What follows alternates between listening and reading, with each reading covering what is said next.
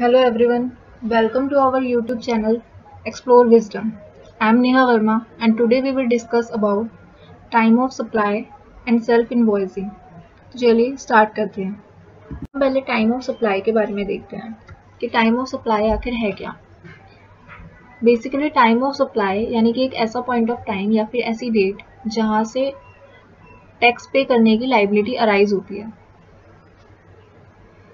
अब हम गुड्स के केस में देखते हैं कि टाइम ऑफ सप्लाई कब होगा। In case of supply of goods, time of supply earliest of date of receipt of goods और डेट ऑफ पेमेंट और date immediately after 30 days from the date of invoice.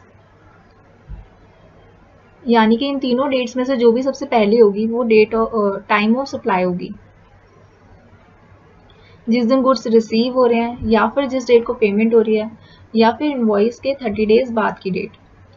Date of payment जो होगी वो as per books of account होगी या फिर जिस date को बैंक में से पैसे डेबिट हो रहे हैं, विच एवर इज अर्लियर। और जहां पे पॉसिबल नहीं होगा इन तीनों डेट्स के अकॉर्डिंग डिटरमाइन करना टाइम ऑफ सप्लाई को, वहां पर डेट ऑफ एंट्री रिसिपेंट की बुक्स में जो है वो टाइम ऑफ सप्लाई होगी।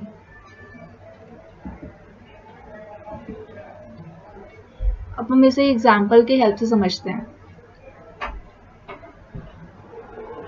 अगर date of receipts of goods 15 मई 2019 है और डेट ऑफ पेमेंट 15 जून 2019 है और date immediately after 30 days from the date of invoice 1 जून 2019 है, तो इन तीनों में से जो भी अर्लीस्ट है यानी कि 15 मई 2019 will be time of supply.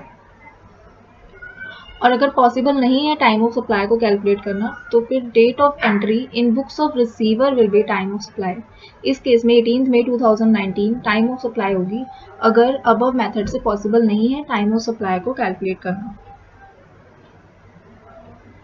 Date of payment को हमने सपोज किया है 15 जून 2019, जो भी as per books of account या फिर जिस डेट को बैंक में से पैसे डेबिट हुए हैं उन दोनों में से जो भी अर्लीस्ट होगी, तो ये हमने 15 जून 2019 अज्यूम किया। अब हम सर्विसेज के केस में देखते हैं कि टाइम ऑफ सप्लाई क्या होगा। Time of supply in case of services will be earliest of date of payment और date immediately following 60 days from the date of issue of invoice. यानी कि जिस डेट को पैसे हमने पे किए हैं या फिर वो डेट जो इनवॉइस के 60 days बाद की डेट है। डेट ऑफ पेमेंट सेम जैसे ही हमने इन केस ऑफ गुड्स देखी थी वैसे ही यहाँ पर भी डिटरमाइन होगी।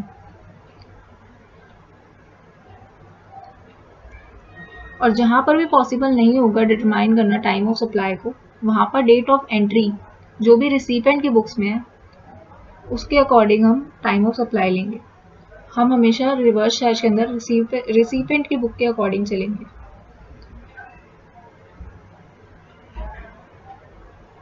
अब हम सर्विसेज का एग्जांपल देखते हैं। डेट ऑफ पेमेंट अगर 15 जुलाई 2019 है और इनवॉइस के डेट के 60 days बाद की डेट 14 जुलाई 2019 है, तो इन दोनों में से जो भी अर्लीस्ट होगा वो टाइम ऑफ सप्लाई होगी। यानी कि इस केस में 14 जुलाई 2019 will be time of supply. और अगर इन दोनों डेट्स के अकॉर्डिंग पॉसिबल नहीं है डिटरमाइन करना टाइम ऑफ सप्लाई, तो फिर उस केस में हम रिसीवर की बुक्स ऑफ अकाउंट्स के अकॉर्डिंग जो भी उसने एंट्री की होगी उस डेट के अकॉर्डिंग टाइम ऑफ सप्लाई को कंसीडर करेंगे। यानी कि इस केस में 18 जुलाई 2019। अब हम सेल्फ इनवॉइसिंग के बारे में देखते हैं। What is self invoicing? Self invoicing is a process to be done when you have purchased goods or services from an unregistered dealer and such purchase of goods or services falls under reverse charge. This is due to the fact that supplier cannot issue a GST complaint invoice to you and thus you become liable to pay taxes on their behalf.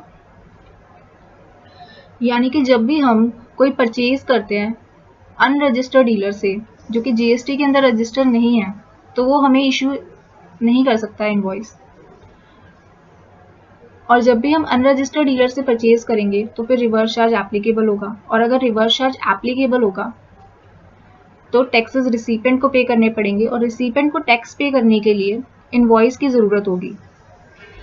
अब ऐसे case में supplier invoice issue नहीं कर सकता है, इसलिए recipient खुद invoice generate करेगा, तो इसलिए इसे सेल्फ इनवॉइसिंग बोलेंगे।